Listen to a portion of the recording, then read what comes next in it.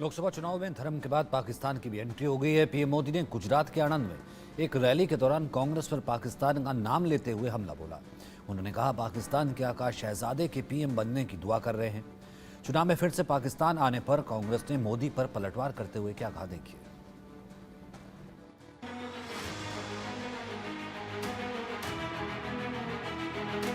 BJP ने राम मंदिर का उद्घाटन किया। आपने उद्घाटन में एक गरीब व्यक्ति का चेहरा देखा? अंबानी दिखे, अदानी दिखे, अमिताभ बच्चन दिखे, नरेंद्र मोदी दिखे, हिंदुस्तान के सारे अरबपति दिखे, किसान दिखा, मजदूर दिखा, बेरोजगार युवा दिखा? तो फिर बात समझिए, ये नरेंद्र मोदी जी 2-3% के लिए काम करते हैं। पाकिस्तान के पूर्व मंत्री फवाद चौधरी के इस सोशल मीडिया पोस्ट से भारत के चुनाव में सीधे पाकिस्तान की एंट्री हो गई। फवाद खान ने राहुल गांधी के भाषण के क्लिप शेयर करते हुए लिखा, राहुल ऑन फायर। ये पूरा ड्रामा जो चल रहा है आपके ध्यान को भटकाने का है। टीवी वाले मिले हुए हैं, मीडिया वाले मिले हुए हैं, अदानी, अंबानी, नरेंद्र मोदी, ये 10-15 लोगों की टीम है और इनका काम आपसे आपका जो जीएसटी का पैसा है वो छीनने का है। फवाद के इसी ट्वीट को लेकर पीएम मोदी ने गुजरात से कांग्रेस पर पाकिस्तान प्रेम वाला हमला बोल दिया।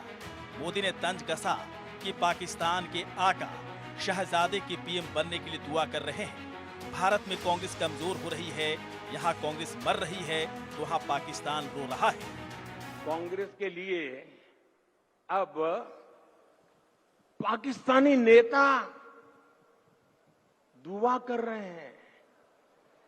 शहजादे को प्रधानमंत्री बनाने के लिए पाकिस्तान उतावला है। आपने कल देखा होगा। और हम तो जानते ही है, कांग्रेस तो पाकिस्तान की मुरीदी है। पाकिस्तान और कांग्रेस की ये पार्टनरशिप अब पूरी तरह एक्सपोज हो गई है। पीएम के कांग्रेस पर पाक प्रेम वाले तंज पर कांग्रेस नेता राशिद अल्वी ने पलटवार किया और बोले, पाकिस्तान से रिश्ते तो बीजेपी के हैं।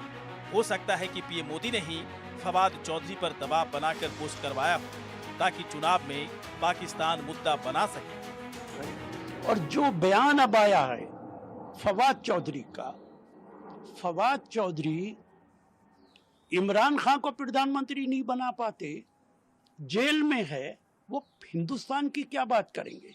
मेरा मानना है जो बयान आया है वो नवाज शरीफ उनके भाई की गवर्नमेंट के दबाव में आया है। प्रधानमंत्री के नवाज शरीफ के साथ बहुत अच्छे रिश्ते हैं और इसीलिए ये बयान आया है ताकि इस बयान को हमारे प्रधानमंत्री एक्सप्लॉइट करने की कोशिश कर सके। मैंने आपको पूरे रिश्ते बता दिए। रिश्ते तो बीजेपी के हैं। कांग्रेस का डॉक्टर मनमोहन सिंह प्रधानमंत्री था, वो तो कभी नहीं गया पाकिस्तान। राहुल गांधी कभी नहीं गए पाकिस्तान, सोनिया गांधी कभी नहीं गई पाकिस्तान। ये तो नरेंद्र मोदी जी गए थे और प्रोटोकॉल तोड़ के गए थे। तो किसका रिश्ता हुआ भाई? ये अगर उस पर दबाव डाला है, किसने डाला है? मैं यही बात तो कह रहा हूं। जो लोग उसका फायदा उठाने की कोशिश कर रहे हैं उन्हीं के दोस्तों की सरकार है पाकिस्तान में। तो ये बयान जो भी आया निश्चित तौर से उनके दबाव में आया। इतना ही नहीं, कांग्रेस सांसद प्रमोद तिवारी ने कहा, जब बीजेपी हारने लगी तो पाकिस्तान को ले आई। संसार था प्रधानमंत्री नरेंद्र मोदी जी जब बिल्कुल हारने लगेंगे तो पाकिस्तान का नाम ले आएंगे। आई गए आज हमारे प्रधानमंत्री। इस देश ने ऐसा प्रधानमंत्री कभी नहीं देखा जो देश की शान और स्वाभिमान के खिलाफ बोल जाए।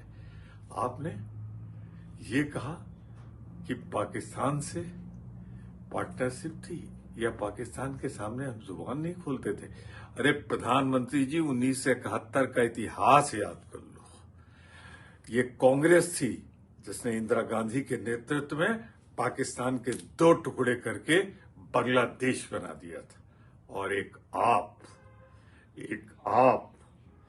जिन्होंने जाकर लाहौर से उड़कर दिल्ली आने की जगह प्रधानमंत्री जी आपने उस दिन भारतवासियों का सर झुका दिया जब बिन बुलाए आप नवाज शरीफ के घर पहुंच गए थे और वहां जाके उनके मां के सामने नतमस्तक हो गए थे। उस दिन आपकी पार्टनरशिप समझ में आई थी।